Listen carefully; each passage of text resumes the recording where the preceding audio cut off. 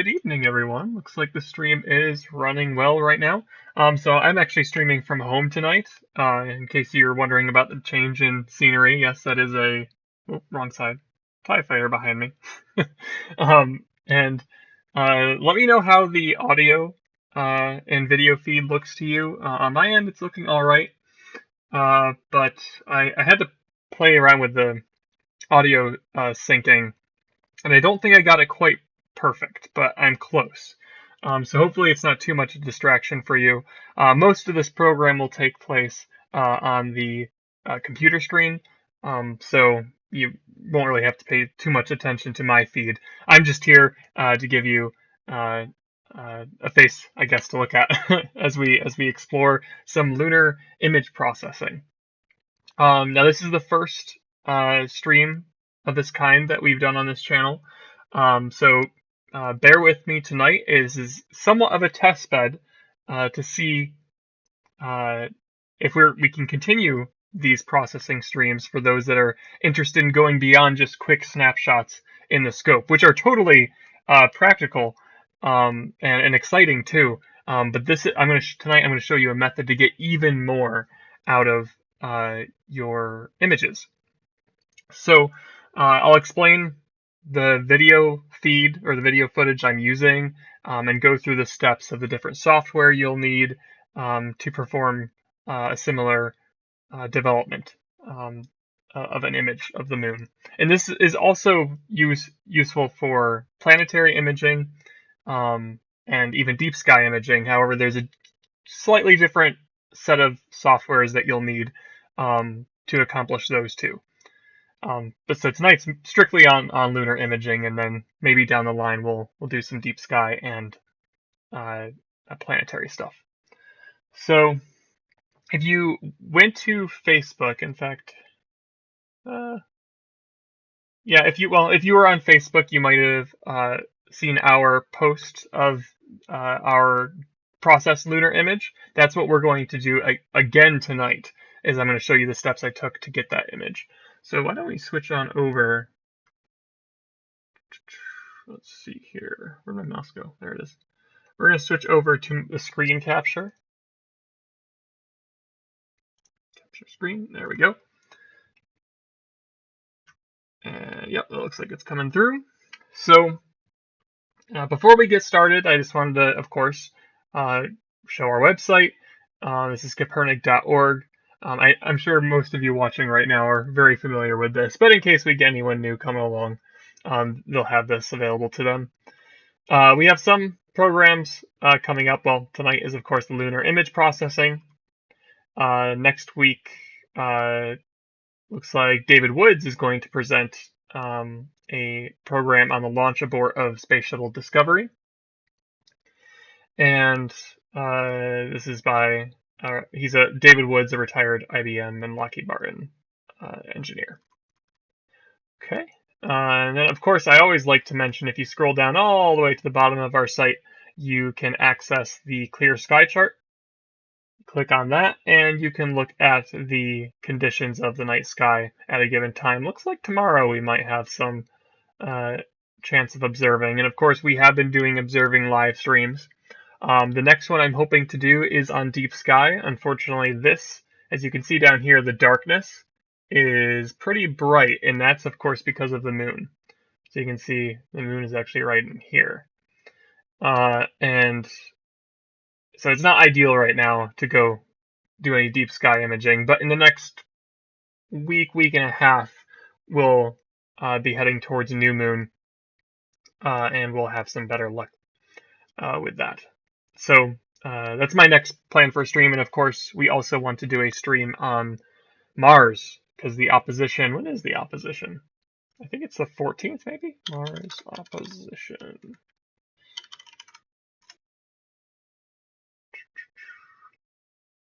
October 13th, excuse me. Okay, so in just a little under 2 weeks, we'll be as close to Mars as we can be in our orbit. So we'll definitely hold a program for that, because that's the best time to image Mars. So we'll look out for that. Let me go back to the site in case there's anything else I missed. I think that's pretty good, though. So yes, Kopernik.org if you want to learn more about the programs we hold. Right now we are still doing all virtual events. Looks like we got a couple people in the chat. Welcome, everyone. Happy to have you tonight. Hope you're all doing well. Okay, so let's get into the image processing. So first I want to show you the video that I have here. So if you tuned into our International Observe the Moon Night stream on Saturday last week, this is the video I played for you. Let's see, I don't need the audio. There we go. So it's a high resolution video. I think I had it running at 4K 30 FPS. So what that means is it's capturing at 4K resolution, just like if you have an Ultra HD or 4K television. It's the same amount of pixels as your 4K TV, and then it's 30 FPS, which is frames per second. So look at that. There's a bird flying over, or something. Something flew over. An alien. So that's frames per second. There's another one down here. Sorry, I'm getting distracted. That's 30 frames per second. So every second there's 30 frames of the moon contained in that second. It's not the highest speed that you can record at. I think that planetary cam we've used for our planetary streams is something like 120 FPS maybe. So it's capturing a lot more frames and a lot more data over time. So one thing I want to point out as we're watching this video, and hopefully this is coming through reasonably well, is that this image is wavy. You can actually see parts of it fade in and out throughout the image, and that's because of our atmosphere. We're looking through our atmosphere, and any turbulence in the air will cause some optical effects in the image. So that's what we're seeing here. So at any one instance, a particular part of the image will be clearer than another. And that's why if you just take one of these frames, like if we just stop this and look at this frame of our video feed, this looks pretty good, certainly. You got I think it's the Apennines, the mountains there. This is the crater Proclus over here, the tri-star crater, which is pretty cool. Tycho is down here. You can see quite a bit, and you can see some pretty small details too. I think our resolution in just this one frame is probably between 5 and 8 miles, something like that. Which is certainly pretty decent for a wide field view of the moon like this. But we can do better than just this one frame. You can see that there's a fair bit of noise in the image too, and we want to reduce that as well. So let's keep playing here. We'll just watch this through. It's not terribly long while I chat with you. Okay. So again, you can really tell that the atmosphere is turbulent. I think it's most noticeable if you look around the mountains here. You can see it wobble. The image, it wobbles back and forth, and that's what we want to mitigate. Ultimately, is pull the good detail here, while maybe this detail over here isn't so clear, and stack that all together. Combine all of that data together and only take the good data from each of these frames.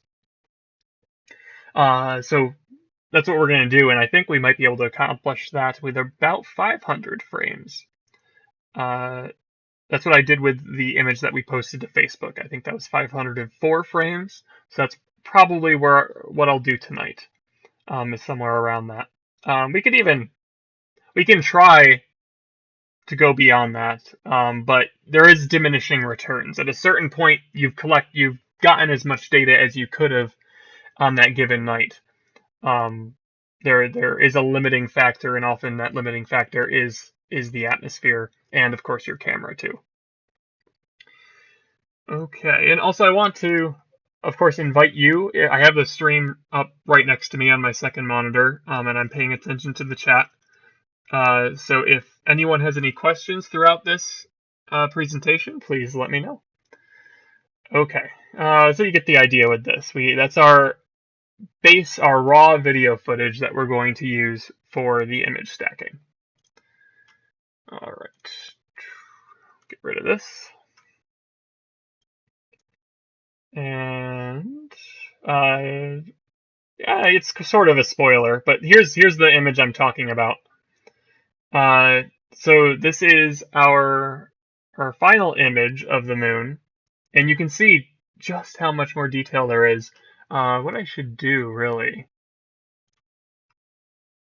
that's the stacked image. This is the final one. I want to pull a frame out from here. Yeah. So these are the frames that I collected, that how to pull frames out and have them all crop. Because of course that was a 16:9 widescreen video, and I was able to crop it down to something more usable and practical for our purposes, because otherwise it's just all black space.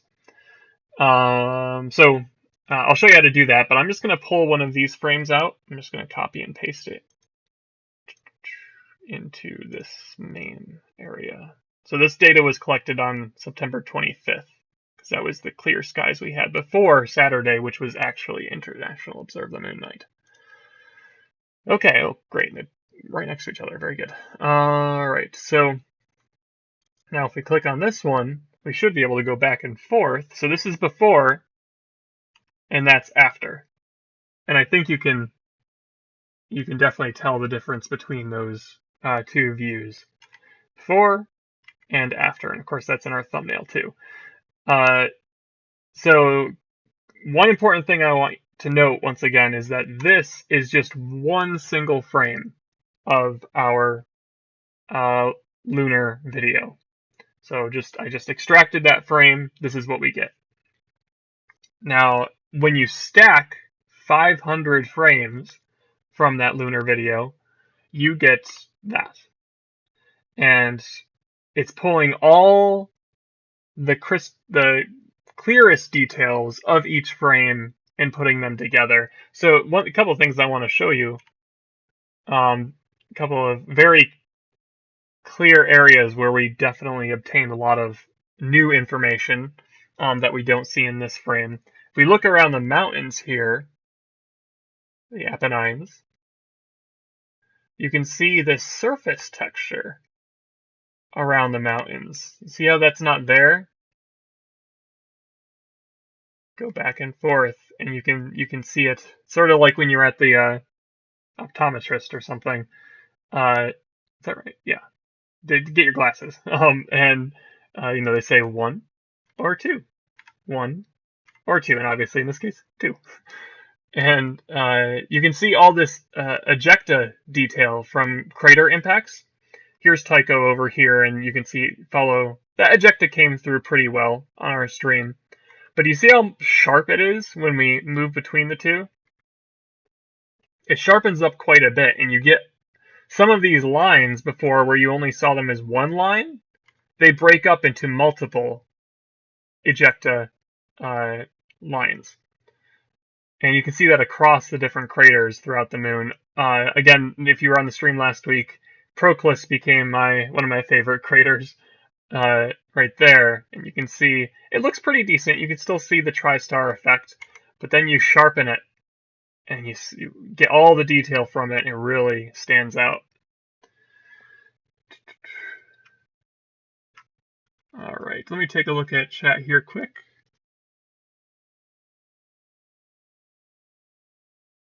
Do I have a preference for still photography software versus stills of high-res video? I'm still, one thing I should have said at the beginning, and I think you've been on the stream before, David, but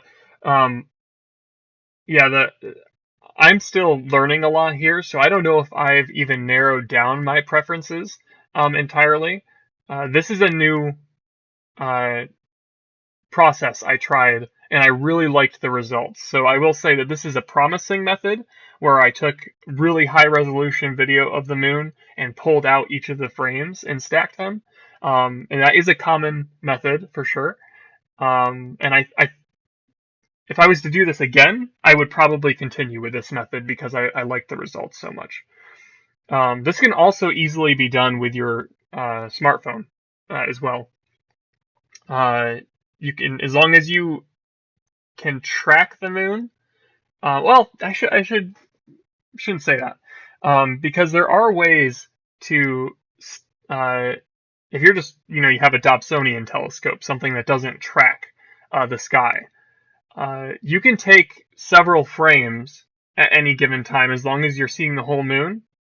And then once the moon moves away, you just recenter it and take another batch of frames because the moon isn't changing. It's still the same moon, so as long as you see the full view, you're going to be fine. The tricky part is to make sure that you have enough of black space around the moon so that you can stabilize the moon through software.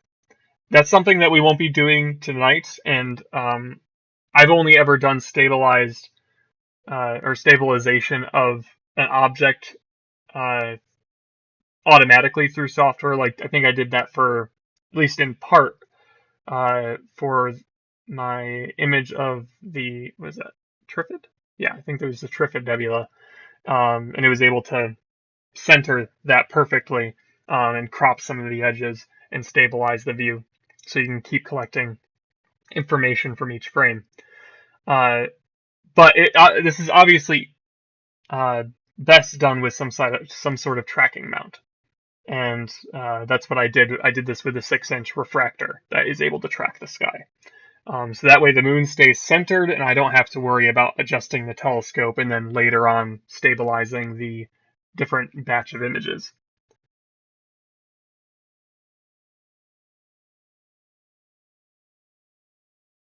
Sure thing, David. No problem.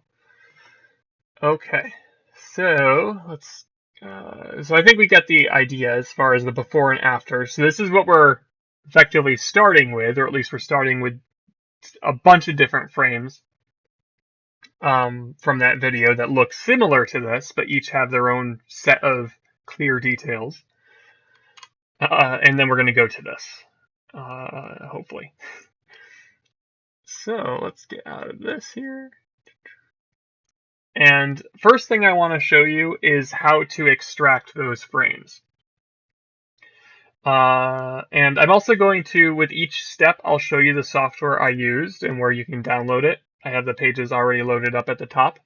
The first one is the planetary imaging preprocessor, excuse me.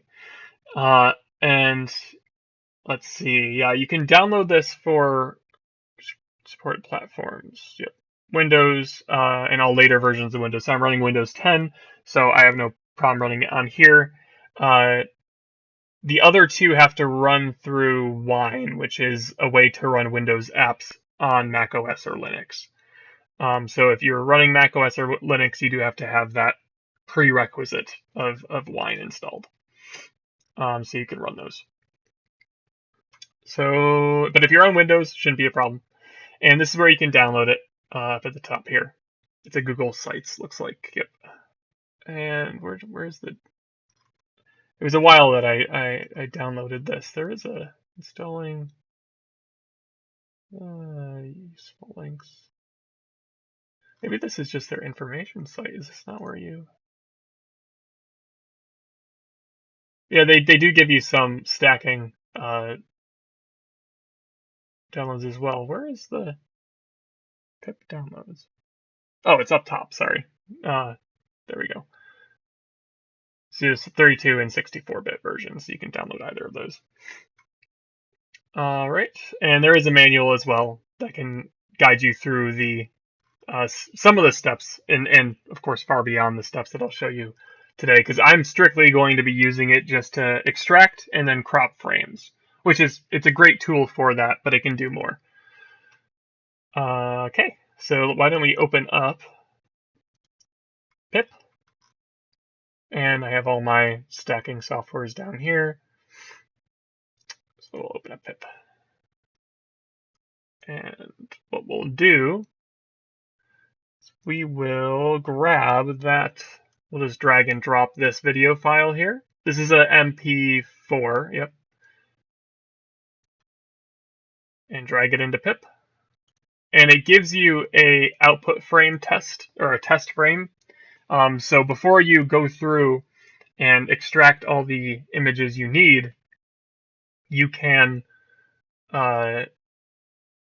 test your final product, so to speak, on one single frame.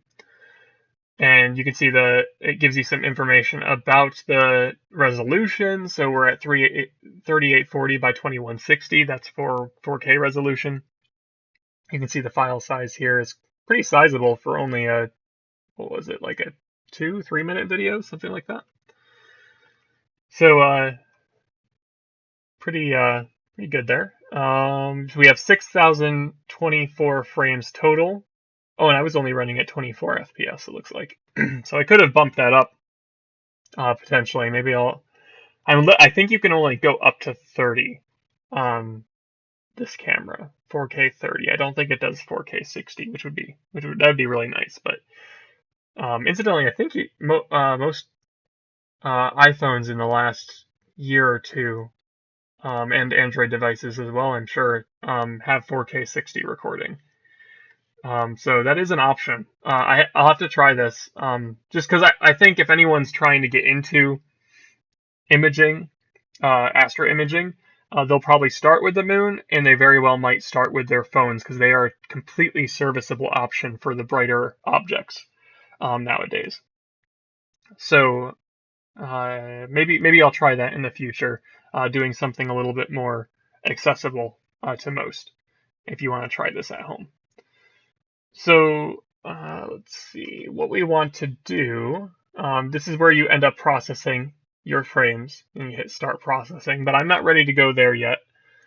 I want to go to processing options here. Yep. And we're going to start, I'm going to start by cropping. So what do we want to crop? We want to crop 1600 would do. 1600. Actually, you know what? I think I did 2000 by 2000 before. Nice square crop. See what that looks like. Might have to offset a little. There you go. So I just did test options, and that gives me an update to the frame and how it'll look when we finally hit do processing. So it's a little bit skewed to the right, and you know what? I think I also this time I might bring a little bit more black space, because if you try and complete the moon, yeah, I might add a little bit more. Let's try 2100 each.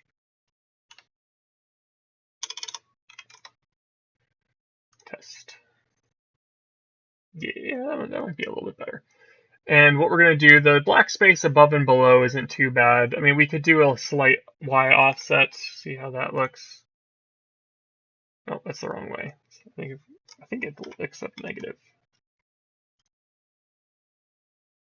Well, even that's a little bit, maybe 25? No, let's do negative 15. Just trying to center it beforehand. It's not strictly important, but let's see, do I want to move it? I might move it a tad. Let's try 25 here. Yeah, maybe even. You know what? No, I'm happy with that. So that is our frame that we want. Now I also want to adjust where's the output options? There we go. And I think I'm okay doing PNG. I'm not too worried about the format for tonight. PNG will be fine. That's how I did it before. And then we can just hit start processing, and it should start outputting to folder here. Let's see if it'll do it in a separate folder. It might. Yep, it did it in a separate one. So now if we go into this folder, you can see it's happening live. You can see the frames. It extracts the frames from that video live, and we can use those for stacking. Now this does take some time. There's 6,024 high resolution frames. You do not even need all 6,000 of them. There's even like I said, I only used it was 504 frames, I think. Yep. And you know what? Actually, now that I think about it, I might have gotten that wrong. I think it was actually, I might have to, I'll have to make this edit on Facebook. It's just occurring to me that I didn't account for the stacking before. So yeah, it was actually probably more like 126 frames because, and I'll show you why that is. So I'll have to make that edit on Facebook because that is wrong. I'm going to stop this because I already have all these frames extracted. I do not need them, and it would take too much time to just sit here and watch that happen before it took me about half an hour or more to get the 800 frames I have accessible in the other folder. So these are the ones that we're going to use here. And maybe this time I'll go from the bottom because there was some movement early on in the footage from adjusting the telescope. So this time I'll probably collect the images, the frames from the bottom, and use that in our stack. All right. Just checking our chat, making sure I don't have any questions. All right, looks good. Oh, this one only. Oh, this one was, I guess, halfway through. Let me just get rid of that frame. We don't need half a moon. Okay, so I'm done with PIPP. If you have any questions about PIPP, let me know. But I don't need that anymore. That was just to show you how to extract those frames. Next up, I want to go to a program called AutoStakkert. And here's the website for AutoStakkert. It is best used for planetary and lunar stacking. And also, you can do stuff like surface. Like, I just used, well, I guess I'll come to that. But you can take even, zoomed in views of the moon, just of like a single crater, like Kopernikus crater, for instance, and stack data from that. That works really well too. And there's a couple different features that you can use there. But this is a great program for the planets. You can see some of the results people have gotten, some of the work that was done. Looks like someone did do the Orion Nebula through it. I don't necessarily recommend AutoStakkert for that, but it is a possibility.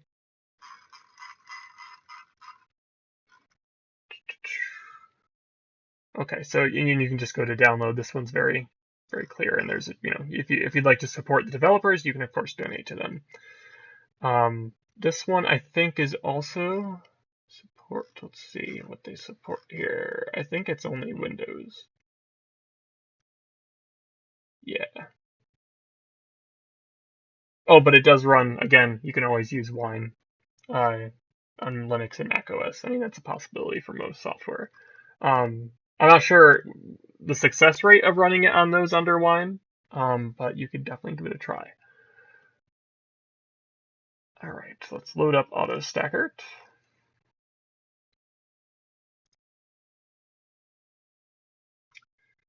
And this is what the software looks like. Again, you get sort of a frame view, looking at individual frames, and eventually you'll set some align points. And then you have the control view. So we're going to bring in those frames right here.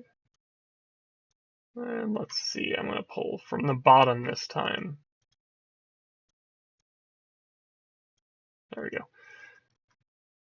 And we'll just scroll up.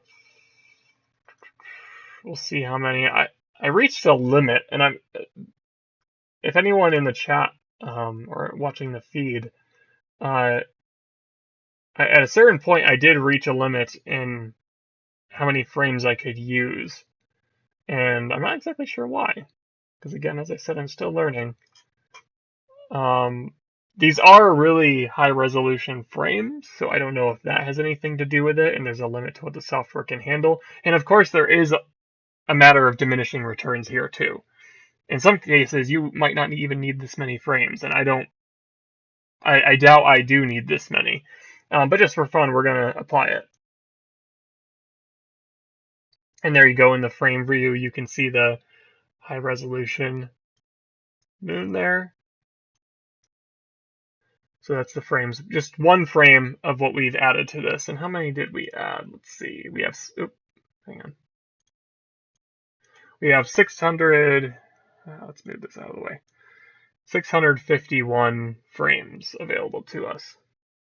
Now, what we want to do, and I will just do this as a planet. That's what I did before, and I was happy with the result. So you have the option to do image stabilization as a surface object, which you can see focuses on a smaller area, or you can just do a planetary alignment or image stabilization, and that will work fine for our purposes.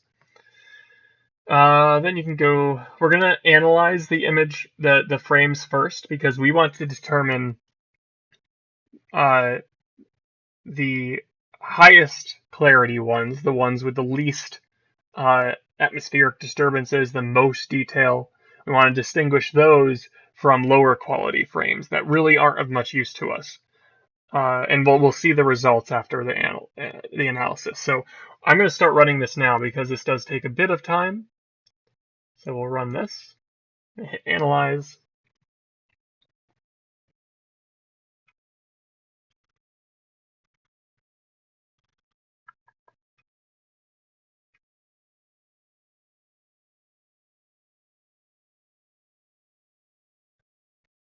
And it's a bit of a waiting game for this, but we'll get there.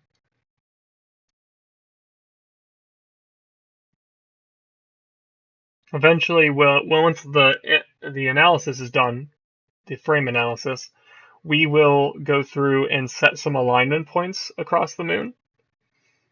And the alignment points are there, like I said before, so each frame lines up with the other, with the one before it. So stacking can actually be performed effectively. It's a way to stabilize between each frames. And there are plenty of useful alignment points across the moon. There's plenty of detail there that we won't have a problem with the stacking process. If alignment goes wrong, and after you've stacked your image, everything looks blurry or shifted, that's when you know that alignment didn't quite work and you'll have to do something different. But with the moon, you really shouldn't have much of a problem. More detail, the better for that.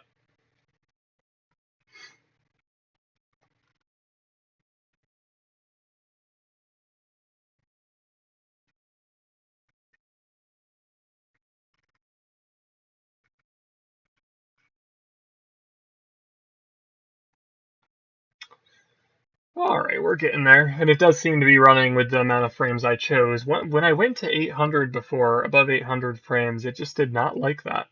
It didn't want to analyze, and then the program stopped responding. So I think we hit the maximum I'm willing to go for this, to avoid any crashes in the program. We're moving along though. Stacking won't take too long, and while we're doing this, I will show you the next batch here. And this is going to be for playing with what are called wavelets. So you use RegiStax can actually be used for stacking, as the name suggests. But it would seem that AutoStakkert works better in a lot of cases, and RegiStax is better used for what are called wavelets. And in this case, long story short, you can effectively use RegiStax for sharpening and denoising the image. So you'll see the effects of that once we import our stacked frame into RegiStax. But we'll be able to sharpen up some details and get rid of some noise that we don't want in the view. So AutoStakkert should output a stacked frame that's pre-sharpened, but I don't really recommend that. It's better that you take the stacked frame, the raw stacked frame, and you adjust it how you like it. I think that tends to work a lot better. I mean, you can always just go with the auto frame if you just want to keep things simple. But I think at this point, you're already so invested in processing the image. You've already spent a lot of time. Why not just keep going, right? I say that, but then, it's 5 hours later, and it does take some time to get these results for sure. And mostly it's a lot of waiting. When you're actually actively doing something with the image, the speed at which you can do that will only improve with time as your skills improve. But otherwise, it's just it's processing time.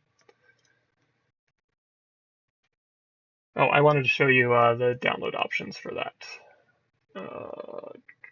Yep, downloads here. I think this is also a Windows only program, but you should be able to run it on Wine. It might be on Linux. There's a bunch of different versions. About maybe. Or is it going to tell us that it is Windows?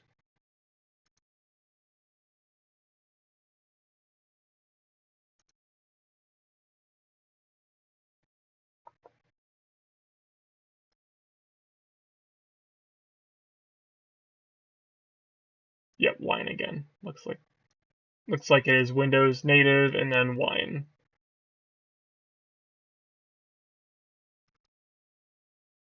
On Linux, and I guess Mac. It sounds like my fans on my computer stopped. Okay, so now we have this quality plot here that's showing you the quality of each frame throughout your 651 that we have. So we get to choose the percentage of frames from those available to us, the 651 available to us. We get to choose. I usually do a 15 and a 25% stack, but you could go beyond that and just see the different levels of quality in your image. And this is where I made the mistake last time, because I had 500. I'm gonna just move this over here again. I'm not sure why it prioritizes that so much.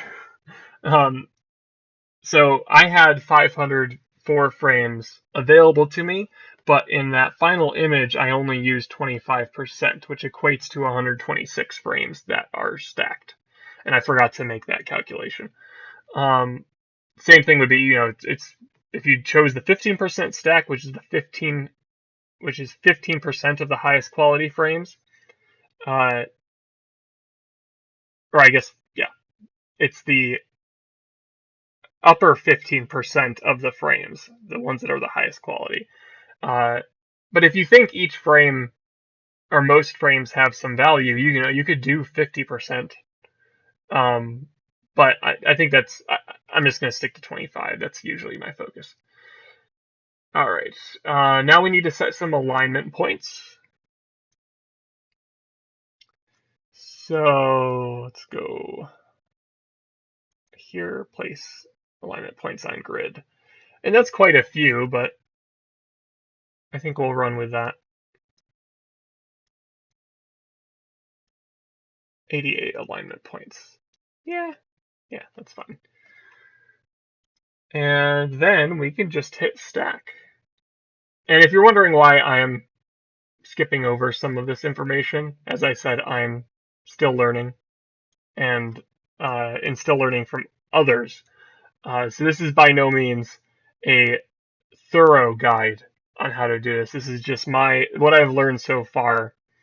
And as I advance, hopefully I can do more of these presentations, and as I learn more, hopefully you can learn more.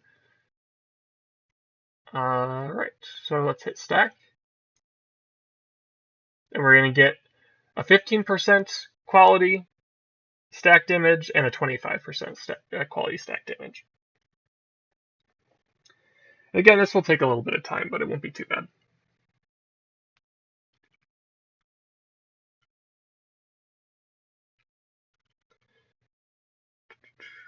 How's my audio, everyone? Is that coming across okay?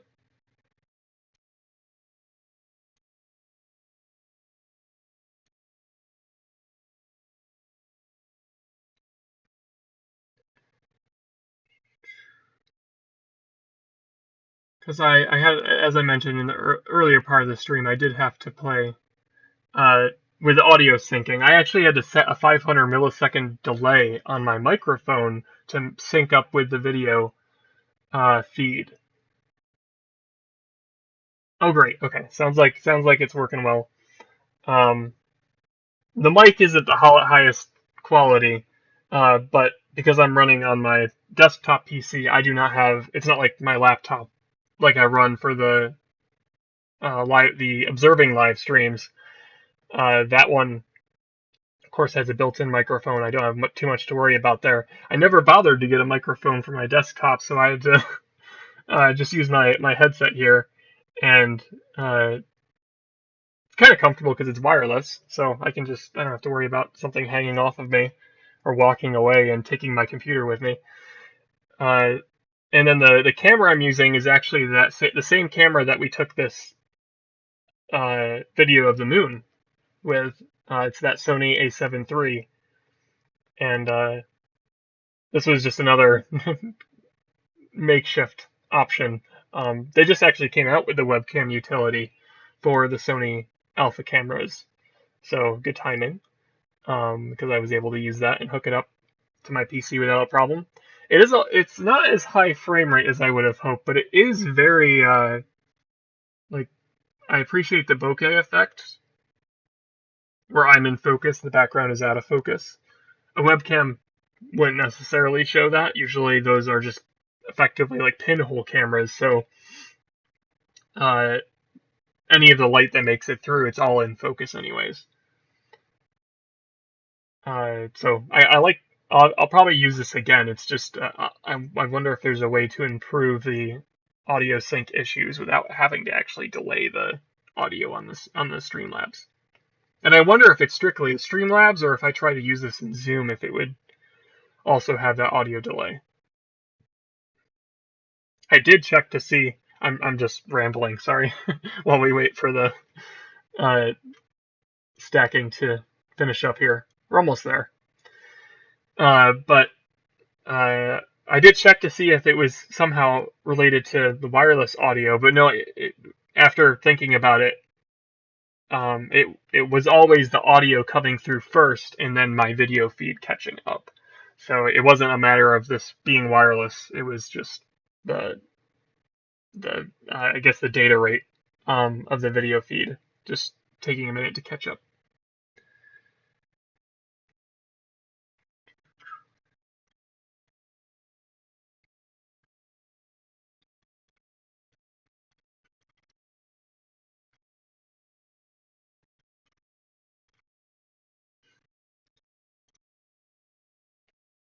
If there is anyone new to our YouTube channel, I'd like to welcome you tonight.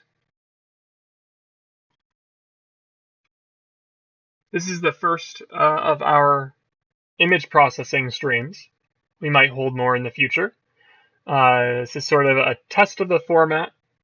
And just like with all of our streams, things will continue to improve over time. But I think this is working reasonably well. So if you'd like to see future videos of live streams from our telescopes, or future image processing videos, hit the subscribe button, and you can keep up to date with our latest streams. We have, for the most part, stuck to the streaming format.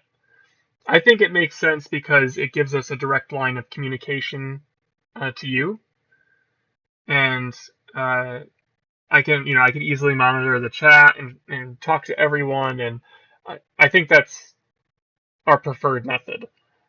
But I thought about doing some more focused videos, and there's one I'm sort of planning out right now, but I need to get the actual video for it. So that might be a more uh, organized one, not so much freeform, because that's what live streaming is, I suppose. But yeah, that's my thinking right now. Does anyone have any observing stories they want to share? If they've done any observing in the last week?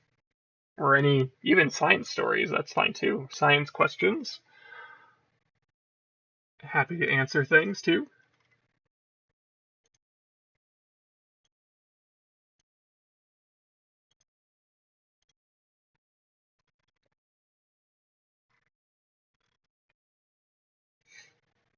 I haven't had the chance to observe since this data collection, since Friday. I don't think there were many opportunities when I checked. It was pretty cloudy for the most part over the past week.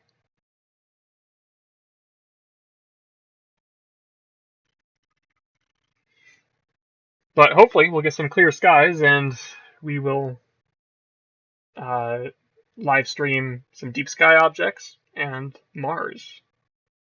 Those are the two big ones I want to focus on. I really want to get a deep sky stream working. Uh, as I mentioned in the previous stream, we couldn't get the 14-inch telescope to work with the camera um, because it needs an extra part. Uh, I wasn't able to achieve prime focus on that scope. I was somewhere just ahead of it and just behind it, and I couldn't hit that sweet spot. But I think is it a focal reducer? I think it's a focal reducer is what we need for the 14-inch. Yeah. In order to get prime focus and use this mirrorless camera with it. My 8-inch Newtonian, I've already tested. That's where that image of the Trifid Nebula came from, and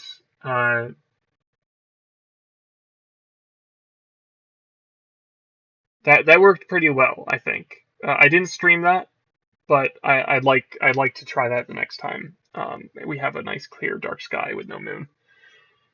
We'll try some deep sky stuff. And oh hey, Art is in the chat. Welcome, Art. And he's saying we should get some data on Mars. I completely agree. So yeah, we'll do that. If we can hit opposition date with some clear skies, we'll definitely run a live stream program. Otherwise, it'll be a little bit before or after. Whenever we have clear skies, we'll get some good data on Mars. Do I have that? Let's see. I think I do have that image from before.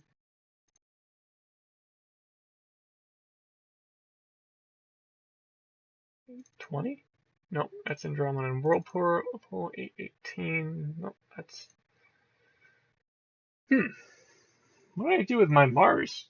August 1st? That's Copernicus crater.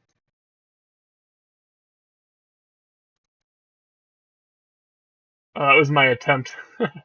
These are, when I was first trying, these were frames I extracted from my phone to try and stack the Orion Nebula. that was a futile process, but I learned a lot from that first attempt, even though it didn't work out. Here's an interesting one of the Lagoon Nebula. This was not taken with my mirrorless camera. This was with one of the Kopernik DSLRs, which are, yeah, like 12 years old now. At least the one I used was a 2008 camera. So pretty reasonable image. I didn't do any dark frames, so you can see these pixel traces from some of the, I guess, the dead pixels on the center is the sensor. What did I do with the Mars photo? I don't know where I put it other than in that folder.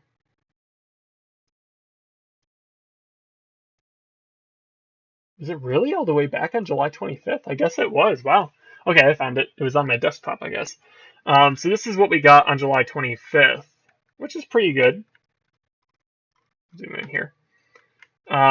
You can see I think this is the southern polar ice cap, and then Syrtis Major is the dark structure you're seeing here. But this would look way better, because it's much closer to us now. So we'll be able to collect some more detail.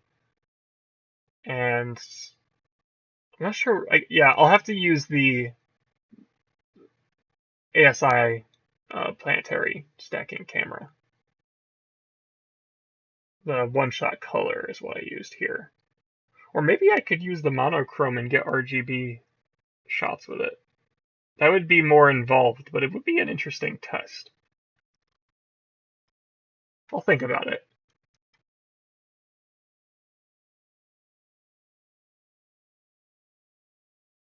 How are we doing? Is it still, in fact, running? Yes, it is still stacking.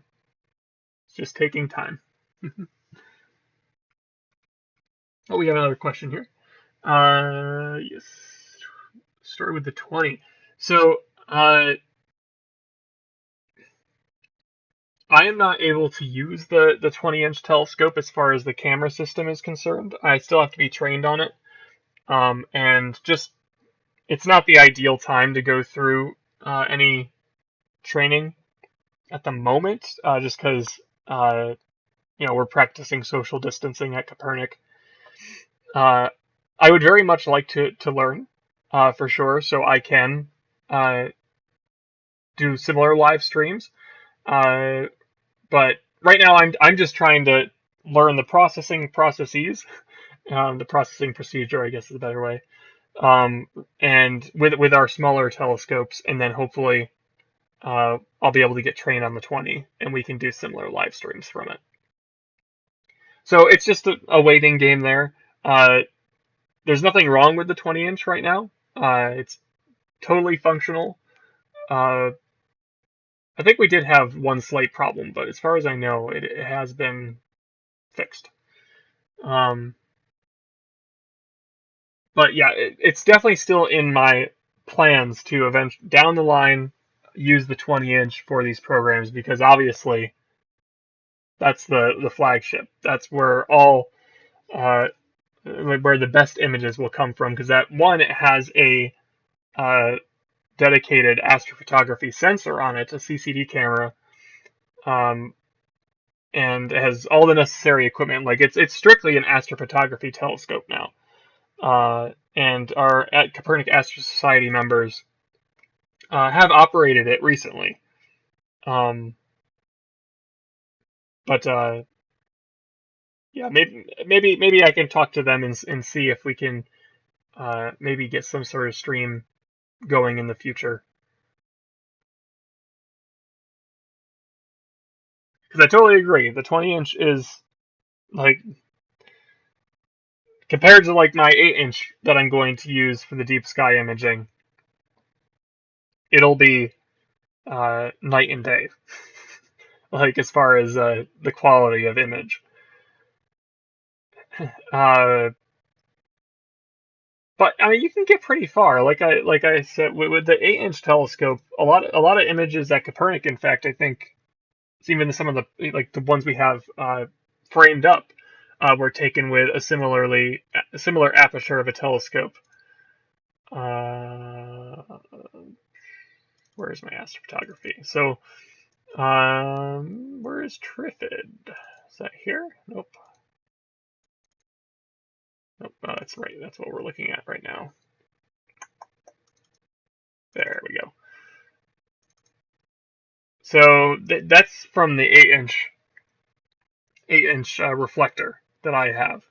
It's a Newtonian reflector. I did not do any dark frames. Dark frames are used to get rid of these defects on the image sensor, so you can see this wobbly one. They're also indicative of how the image moved throughout the exposure, and well, throughout the different set of frames, really. So you can see this, sort of S-shaped figure. Black frames would pick up on these, and you could use them in the stacking process to get rid of those defects in the image. This is a similar one there. I'm pretty sure that was from the sensor, but I guess it could have been like a little satellite or something. Who knows? But this is the Trifid Nebula. I'd say it came out pretty well for a first go at stacking with this camera and that telescope. And I didn't even do any dark frames or anything. It was just the frames that I got, the light frames, you can call them. And you can see some pretty good detail in the nebula itself in these clouds. Now, one thing with my scope is that I am just barely achieving prime focus at the lowest focal setting. So when I push the focus all the way in, and in fact the focus is so far in that the focal tube is sticking into the aperture of the telescope. That's the only way this camera can achieve prime focus in that one. So it's possible I might be a touch out of focus because I can't adjust it any more than I did. And also, you are losing some light data, some information, when the focal tube is sticking into the telescope. It's not sticking super far into it, but it's enough where it's blocking some of the light from being collected by that lower mirror. So it's not ideal in that sense, but I'll be able to go pretty far with this. Like, do I have? And I know I'm just going on about. Oh, is it done? I think it's done. Oh, it's just finishing up some background processing apparently. So we'll let that finish up, unless maybe it'll show. Let's see if it does show in the folder.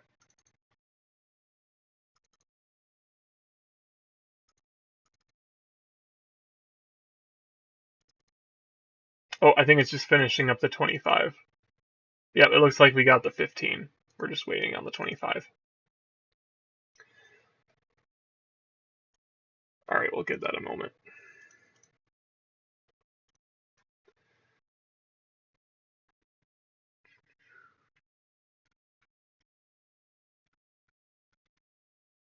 Now, I forgot to mention this at the start of the stream.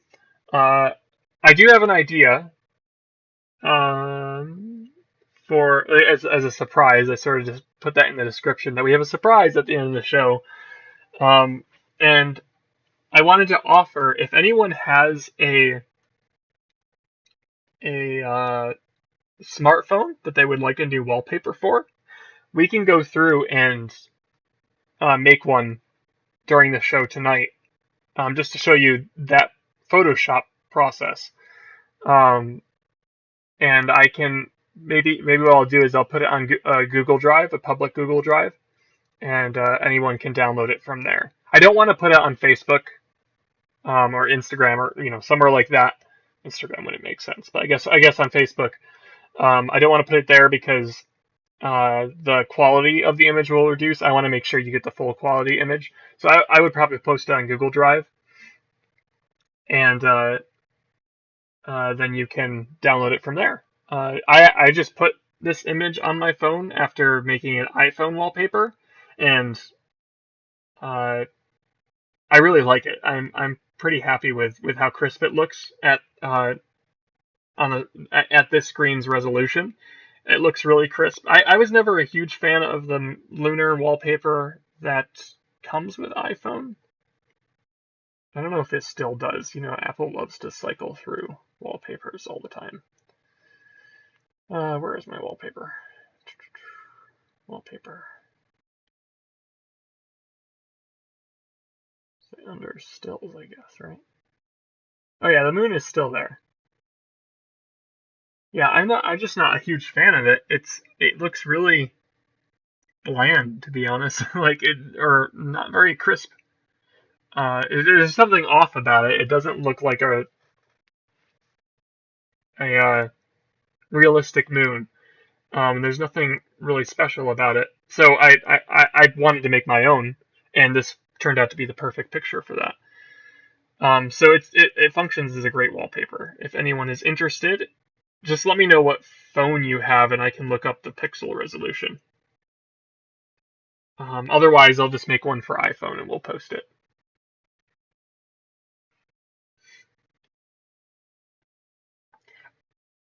That might be something I do from time to time, is post our astrophotos as wallpapers, or give you access to those wallpapers, just to give something back, I guess, to the community, and those watching and sticking around.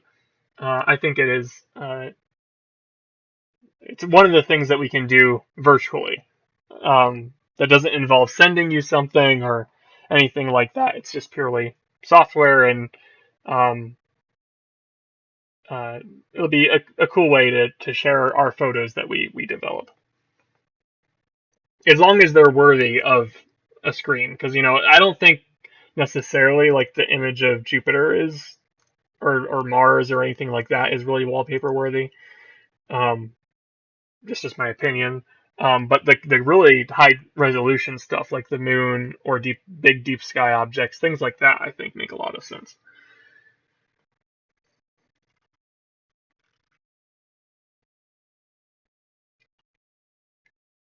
So we'll get to that, but let me see if this is done yet. Jeez, why is it taking so long to run this 25? I mean, if it turns out it's not going to run, it's not going to give us the 25, then so be it. But for some reason, this is 15%.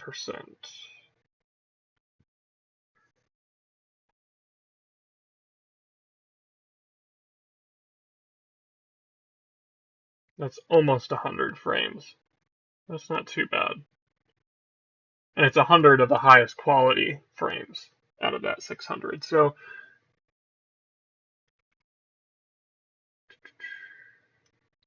ooh, Ryan joining the chat, just looking at Saturn. Very nice. Looking at it through binoculars or a telescope.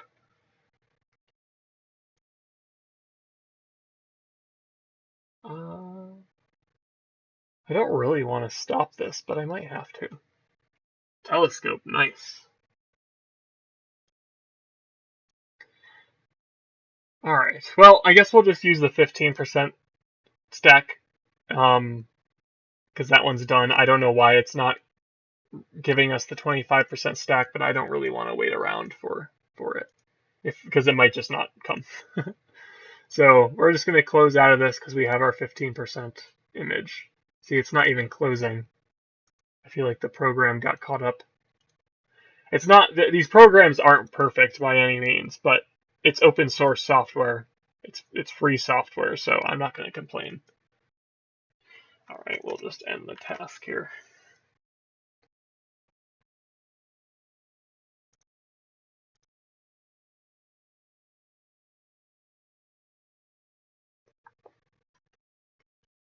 Oh boy. It really got caught up on something.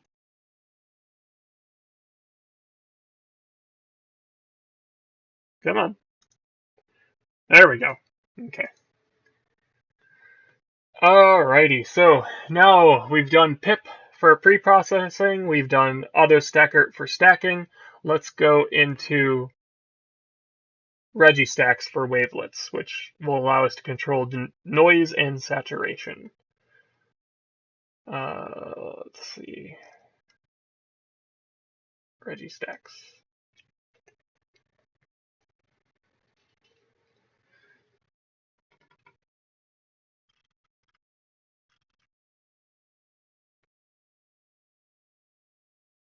Alright, so as I said, you can run through the stacking procedure on RegiStax. I prefer AutoStakkert for my stacking, so we're just going to skip right to the wavelet phase.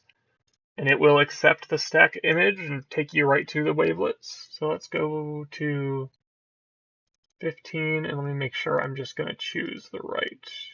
I think it should be these last two. October 2nd. October 2nd, okay. And these ones should be September 30th or something. Yeah. Okay. So here is, I think this is just the raw stacked frame. And this is the auto sharpened and denoise stacked frame that AutoStakkert can output.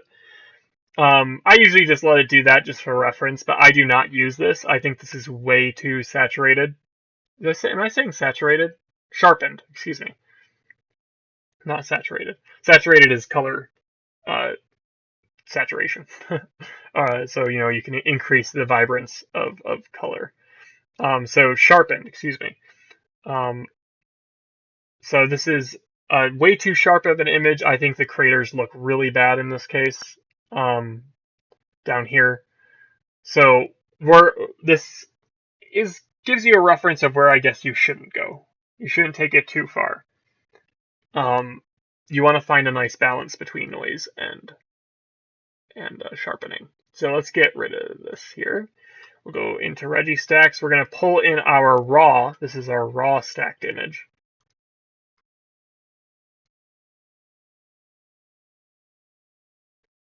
There we go. And we have a few options here.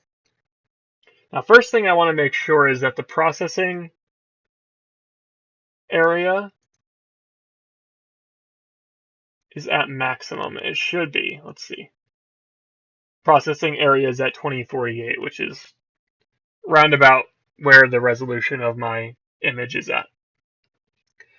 So I'll leave that at 2048. And when you first do this, your processing area might be set down to like 256 or something, which is, 128, 256, 512. That might be good for planets, but it'll shrink your processing area down to a tiny box on the moon, which isn't great. It's not very useful. So we have the full processing area available to us, so we'll be able to cover the entire image in whatever we do in the wavelet packets down here. Okay.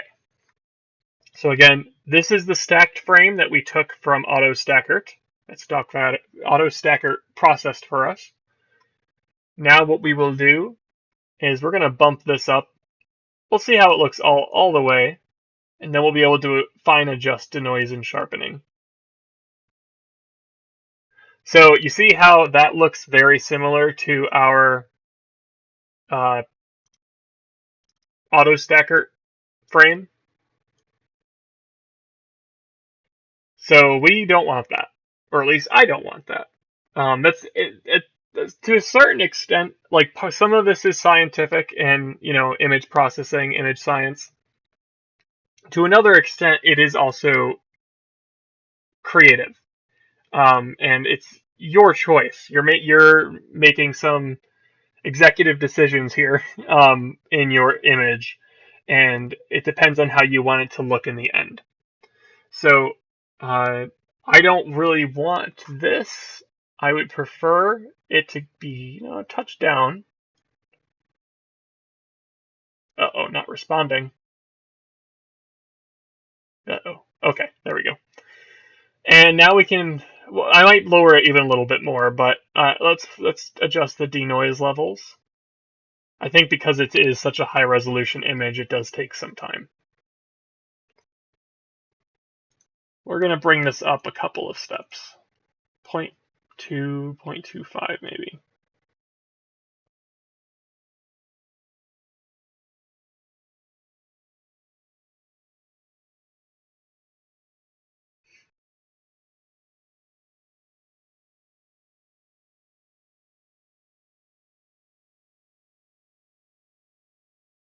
That's looking pretty good. It's not as sharp on the craters there. Let's adjust the sharpening here, just a touch.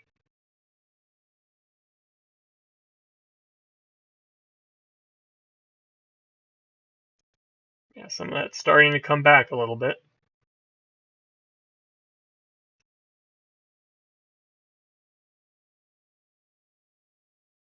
I don't think I want to go higher than 0.12. Let's bring this up to 0.3.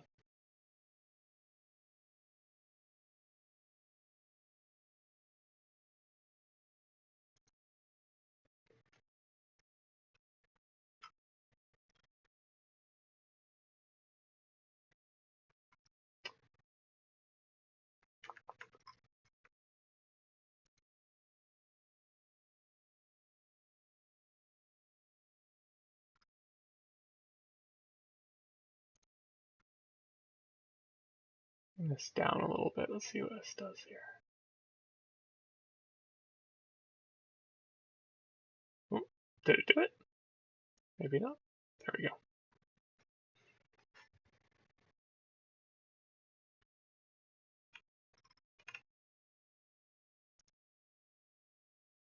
Yep, I'm a little bit happier with that.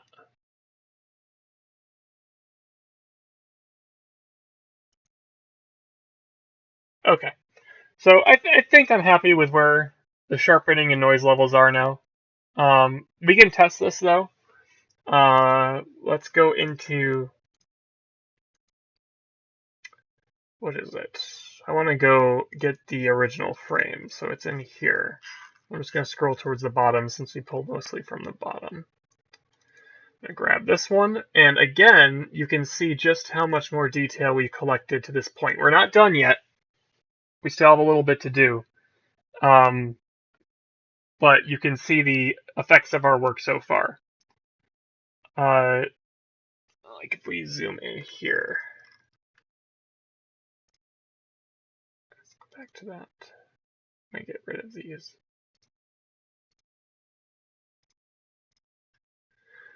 So you can see just how more crisp these craters are. I'd say this is about roughly the same magnification there. We can go up to the Apennine Mountains. Again, you're getting a lot of very distinct surface features, right? Especially on the ridges of the mountains. These, so you can see this roughness in this area of the moon. It's not smooth, whereas here you'd almost think it does look smooth, almost like the seas around it, the dark patches. But it's not quite like that. When you get all the data from that area, you can see it's a rough surface. And all of these, it's funny, they almost look, like at first glance, they almost look like deltas, but of course they're not deltas. Mars has deltas, though. These sort of contrasting areas where you get patches of gray, light gray and dark gray. That's not as clear over here. I really like the craters, though. The craters stand out. They become so much more crisp after stacking. And again, we're not even done yet. We have some final processing to do through Lightroom. Proclus crater looks very well defined. You can really tell that you see that tri-star effect there. And we can go down to Kopernikus crater. I gotta scroll down this way. There we go. Not Copernicus, excuse me, Tycho. Tycho's right here. And the ejecta lines show up a lot better on our stacked view.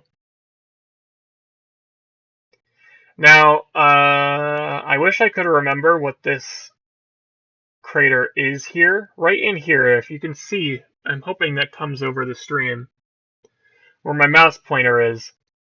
There is a tiny little crater right in there. And it does not show up. If we look at the Mickey Mouse craters right there, go up, it does not show up. It might be a tiny little pixel there, but you really wouldn't notice that as a crater on this image. On this image, however, you can start to tell that there is a distinct crater shape there. And that crater is 3 miles across, which sounds like a lot, but remember, this is a wide field resolution shot of the moon. So that's pretty significant that we were able to resolve that much detail. Roughly a 3 mile resolution surface detail on the moon after stacking. Whereas over here, we might be around 5 to 8 mile resolution. So we were able to drastically improve both the clarity and the actual surface details that you can see across the view. So I'm really happy with this process that I was able to follow. I did not invent this process. I guess I have my own variations, and of course there's those separate creative elements in there that you add along the way. But otherwise, this is a pretty standard imaging process for like extracting frames from a video, taking those frames and stacking them, and then going through the wavelet process. And then finally, this is where you really have some more creativity at play, is to take it into Lightroom or Photoshop and start editing. So we're going to go do that. Okay, I have to save this image. So we're going to get rid of this. And I'm going to save this to my SSD. Astrophotography. We're going to call this RegiStax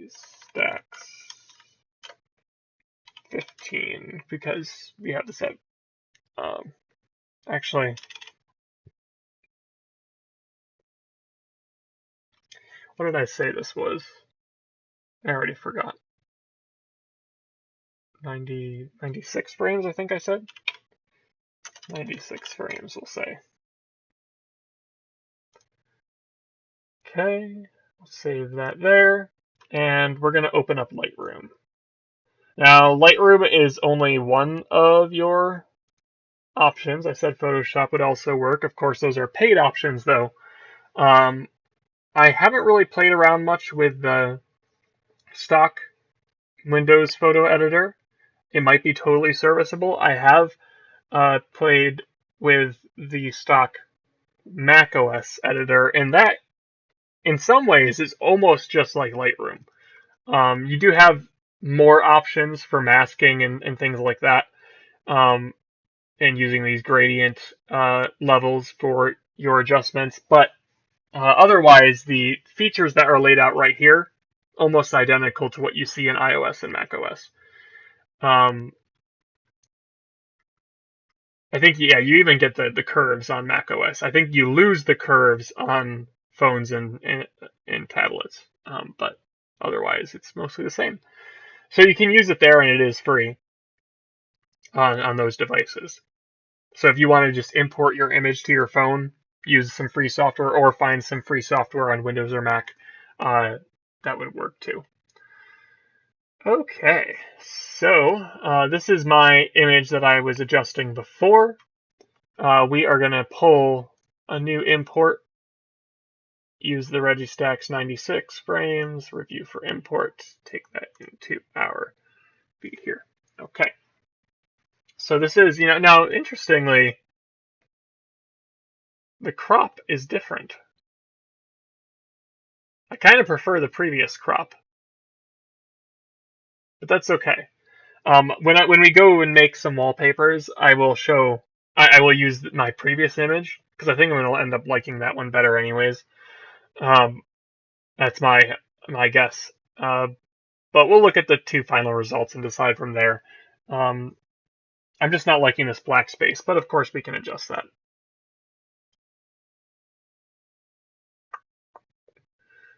Let's see.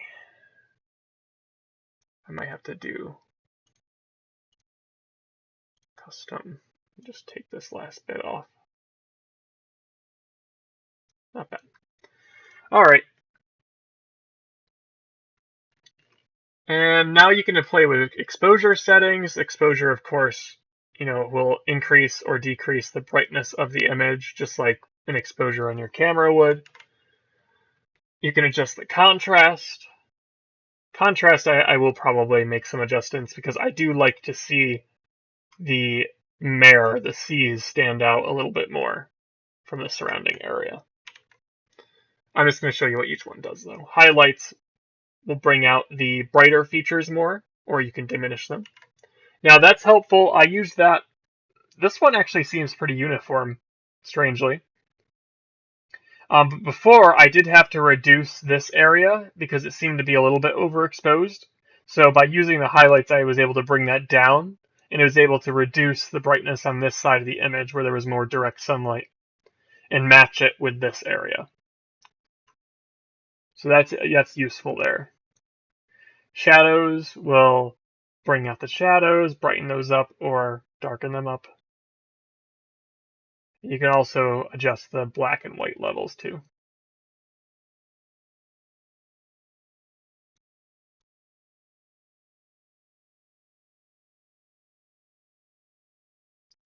I might end up adjusting the black levels in case there's any. I like the black space to be true black. One, especially if you're going to use this image for something like a wallpaper, that is useful. Because that way it'll match whatever background you're adjusting it to. If you're just using a black background, you won't have any. This part, the cropped part of the frame, won't stand out in a separate black background. You don't want any of that. You just want the moon to be in a black void. Let's see what else we have here. We can adjust the point curve, and you can play with tone. You can play with separate RGB levels. I think I did reduce this one down. Yep, I think it's looking pretty nice. And again, this is where you really do have a lot of creative freedom to make the picture your own.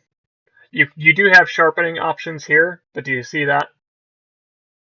This is what we didn't want before. We're just going to keep that down. I don't want to. You can do color noise reduction. That's useful for or deep sky astrophotos a lot of the time, in case you have any noisy color data. You can use this to reduce that. This is just general noise reduction. Do you see how it's actually, if we zoom in on the mare here, if I bring up the noise reduction, do you see how it actually starts deleting crater data and surface data? We don't want to do that. I'm pretty happy with where the noise levels are.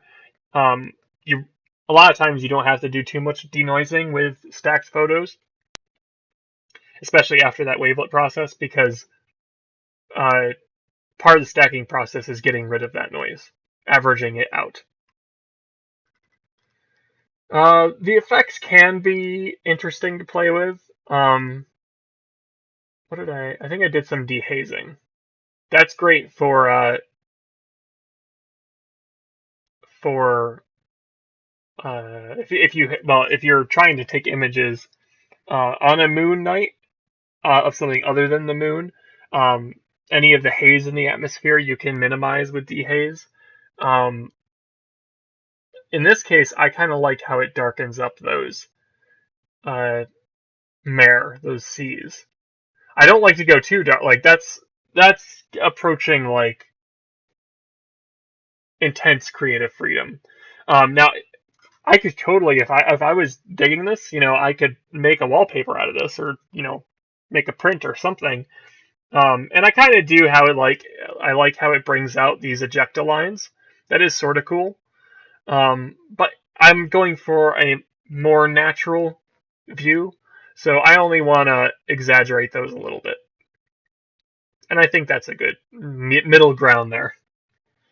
As I mentioned, there is saturation levels. You can adjust those right here, color, saturation, and you can bring out some of the Now, this is not true color. It's taking color data, so there might be slight instances of reds, greens, and blues in this image where you can give them, or rather enhance the color of that data and bring it out a bit more, make it more vibrant. Now, I think that looks really unnatural, so I'm going to reduce that.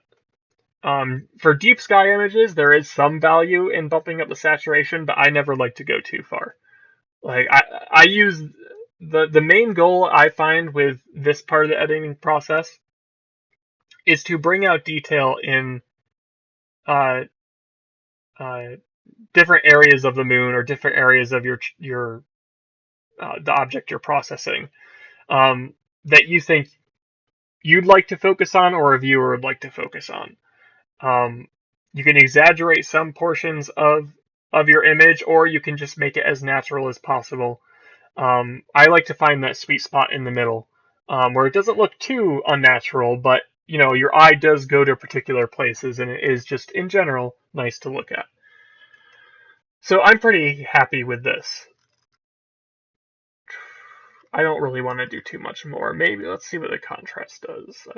I don't think I really want to do too much with contrast, because I think the dehaze took care of the C's there. No. And Control Z is your friend during this process, because you can always reset. And I don't want to push the black levels too much more than that. I think this is...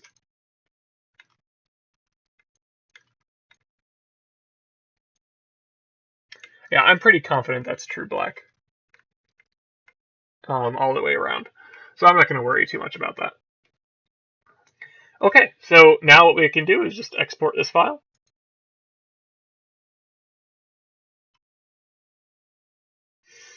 And I'm just going to pick, well, we'll just leave it at the moon there. I'm going to select that folder. We'll go back in and just rename that.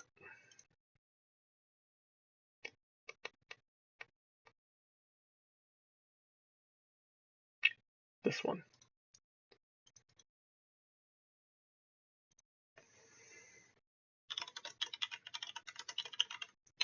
And that's our final image. So let's see how it compares to this one here. Will it let us do that? Let's see.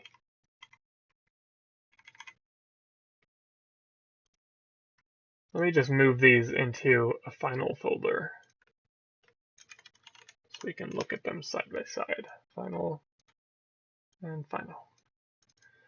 So this is the one I did on September 30th, the one that we posted to Facebook. And this is the one we just did now.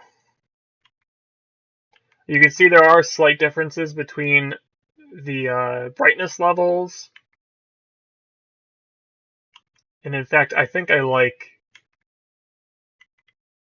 both for the cropping that I was able to get to accomplish and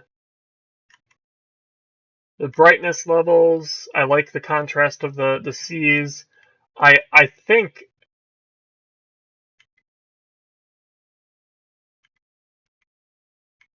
it's like, again, going to the optometrist. One or two. For the most part, I would say the data is pretty consistent. I don't see many issues there.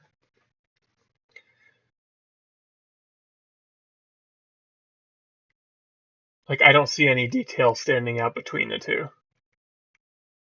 So yeah, I think I like the September 30th one better. So I think I'll run with that one when we go into Photoshop.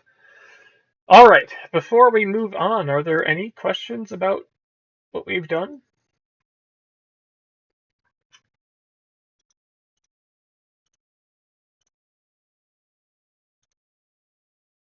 Oh, wow, we're already an hour and a half into this. Well, thanks for sticking around, everyone.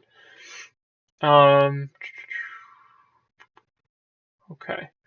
Well, then we will go into Photoshop, and I will first start with an iPhone wallpaper, But if you want one for your desktop, or or if you have another smartphone, let me know what smartphone you have in the chat if you are interested in a wallpaper designed for you. Because everyone has slightly different screen resolutions depending on what device you have. So you just have to let me know which one, and I can look up the resolution and make one perfect to fit your screen. Because this won't work. It's too cropped at this point. So I have to add more black space, more black space behind it in order to make an effective wallpaper. Because as it is, this isn't really this like square resolution we have. No device is shaped like that. So we're going to go into Photoshop. If you've ever wondered how to make wallpapers for your device, then this is handy too. Photoshop.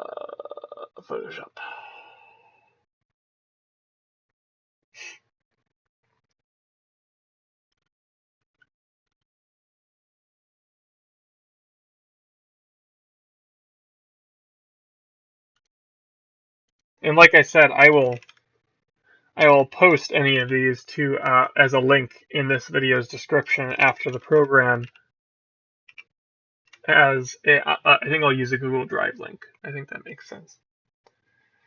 Okay, so I already have one. This is my iPhone wallpaper. Now, there's two types. You see I have just standard iPhone wallpaper and parallax iPhone wallpaper. If you have an iPhone, you may have noticed that there is a perspective zoom option for your wallpaper where if you rotate your phone back and forth, you might see the icons move on top of your image, and it's almost like a 3D effect. I actually like that quite a bit. So I do like to make the separate one. But there's this one too, which is just a static one. All right, so let's see. What do I want to do? I'll show you the process, the overall process for this. We're going to go to Create New, and I'm just going to do a standard one. So we'll use the iPhone 10 template. Actually, do I want to do that? Yeah, no, we'll do a standard one. We'll do the iPhone 10 template. And go to Create. And, oh, wait, you know what? I think I messed up already because I wanted to make the black background black. There we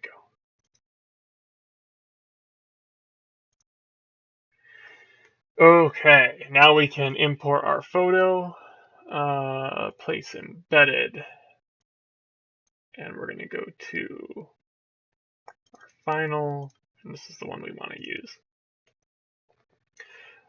And there we go. So we can adjust this, put it wherever we like in our view. It's fascinating to see how narrow phone screens are nowadays. Isn't the aspect ratio interesting? It's so tall.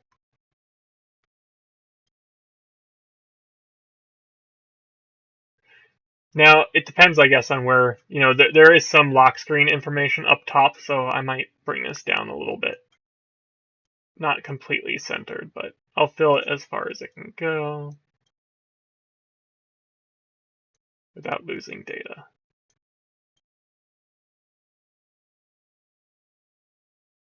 Yeah, I think I kind of like that.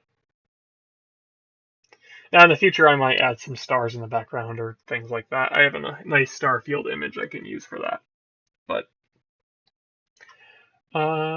it's actually a really speedy process to make these.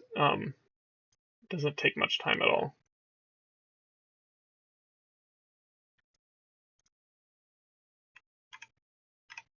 There we go.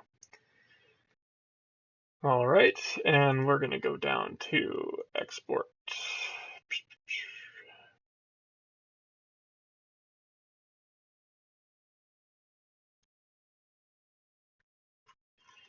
And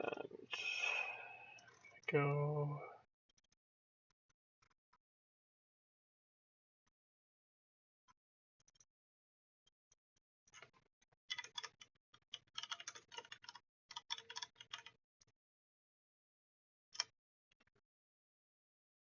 That should have worked, I think. Maybe? No? I feel like I am missing a step. What did I do wrong? Oh no, it went to the wrong one. That's why. There we go. It didn't go to the wrong one. I just missed a folder, really.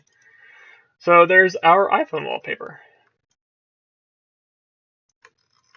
Now, I want to make a parallax one too. For this one, I need to know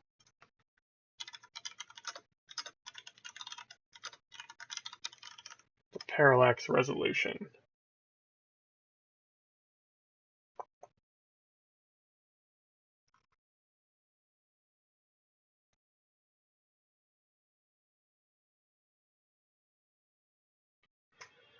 Uh, 1579 by 2890.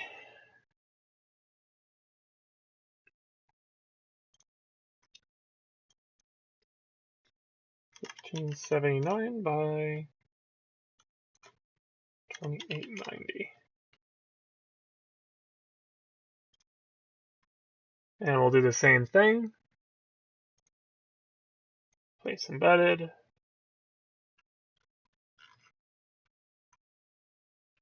And I might do 116 by 9 wallpaper too, just because that's a good standard one for wide screens.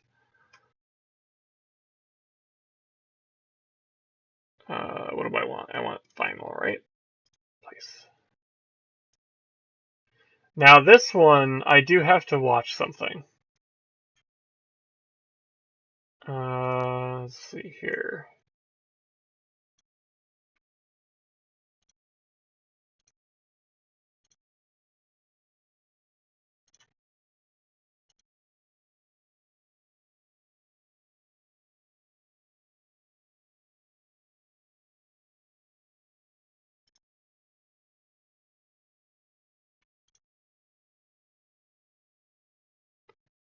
Yeah, I don't want to.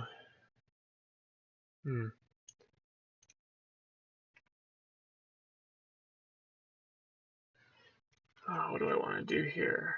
Maybe what I'll do.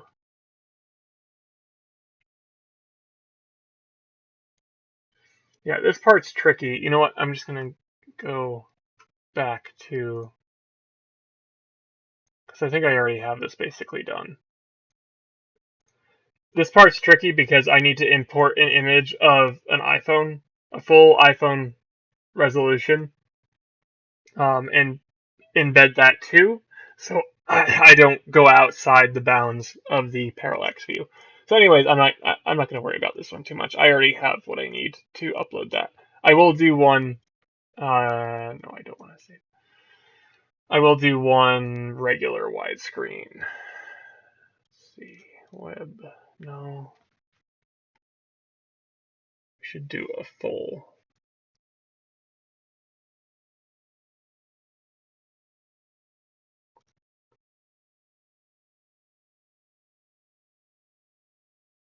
I'll do a full 4K maybe.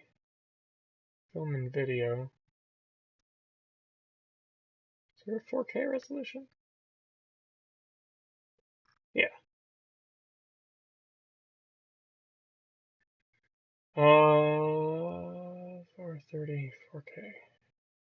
UHD TV 4K. That's what we're looking for. That'll be a 16:9 high resolution view. Yeah, I did it again. I always forget to change the background.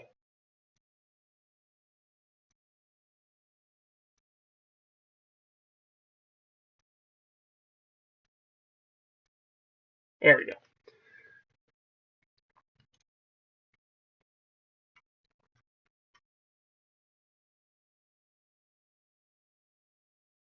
And this part I'm mostly just doing for those that are curious.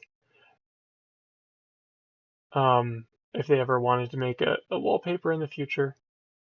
This isn't totally related to astrophotography, of course, but you get some use out of your photos this way, beyond just if you ever print them out, or they're always interesting to look at too. Don't get me wrong there, but is that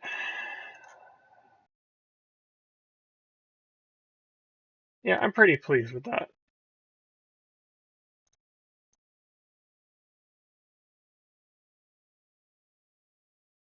Yeah. Okay. Then I will save this one too, or export it rather, as a widescreen.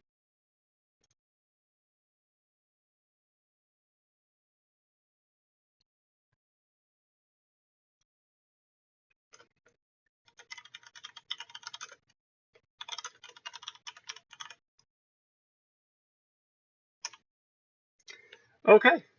Then that's done too. So as I said, if you're interested in those wallpapers, we'll post a link on both Facebook and on the video description where you can download those. If no one else has any questions, then I think we will wrap up our stream for tonight. I'll give it a minute just to see if anything comes through. Otherwise, we'll wrap up.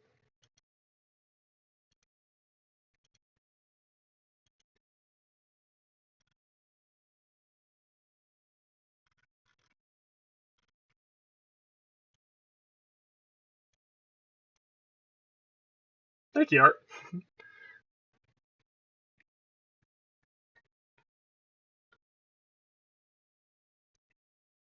All right. So I guess we'll finish up the stream for tonight. Thank you all for joining me on this first attempt at processing video. Maybe we'll do some more in the future, just so you can see that aspect of astrophotography. Otherwise, we hope to see you next week for our next live stream, our next FNL. And if you haven't subscribed to the channel already, please hit that subscribe button, and it'll keep you updated on our latest videos. So we will see you again next time, and have a good night, everyone.